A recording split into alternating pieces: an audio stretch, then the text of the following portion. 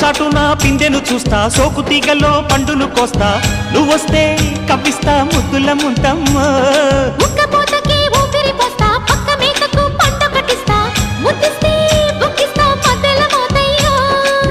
ఓలమ్మో పుకారులు షికారుగా రావమ్మో, ఎదలు ఏడెక్కిస్తే ఎట్టాబులమ్మో.